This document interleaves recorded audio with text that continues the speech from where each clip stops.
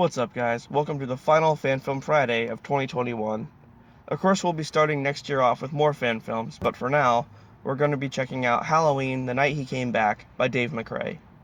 If you don't know Dave McRae, he's a Canadian filmmaker and podcaster that specializes in anything Halloween.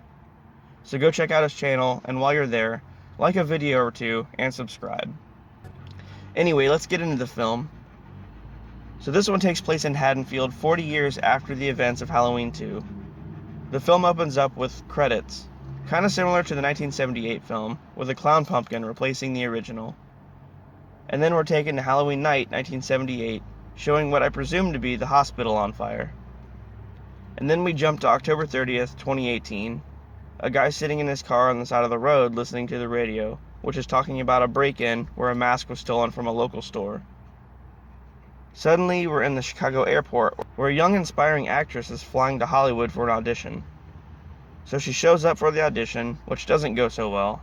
And it's kind of weird because the audio doesn't really sync with the acting at all, and I'm not sure what that's about. It's some kind of film technique, I guess? I don't know. So she ends up moving to Haddonfield to reconnect with her brother, not aware of the town's history.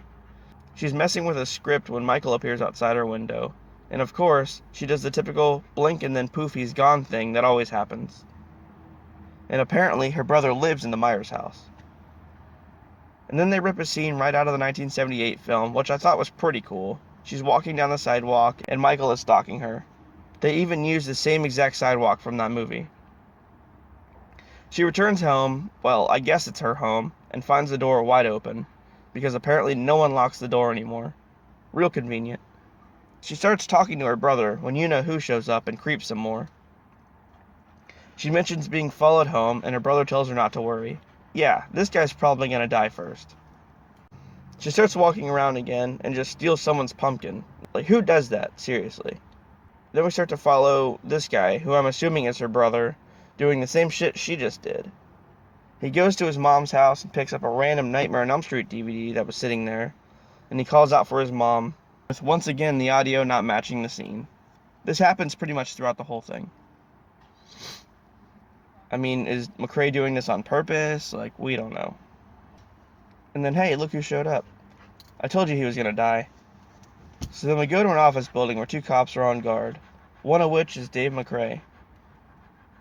Later that night, Michael heads back over to some random girl's house to linger around the windows. I have no idea how she didn't see him right here. So she's talking on the phone with somebody about this main girl and saying that she doesn't know about the town and Michael. I wish I could tell you the character names, but I have no fucking clue.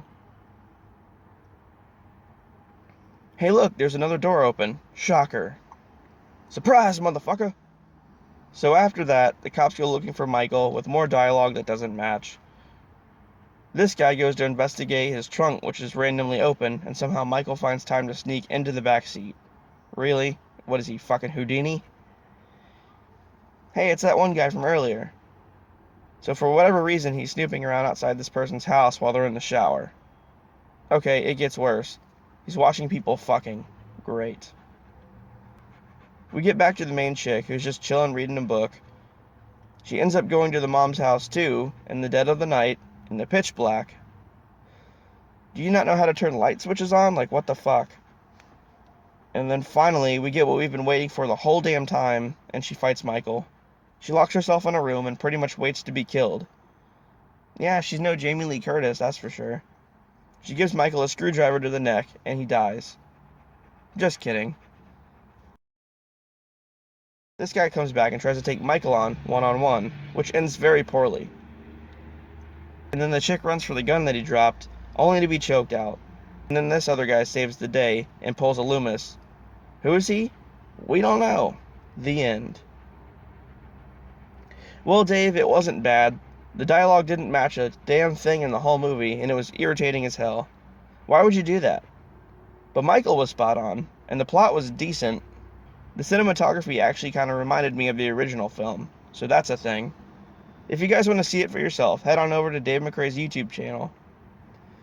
Well, guys, that does it for the season finale of Fan Film Friday. If you like the content, please like and subscribe for more videos. And I'll see you next season. Bye!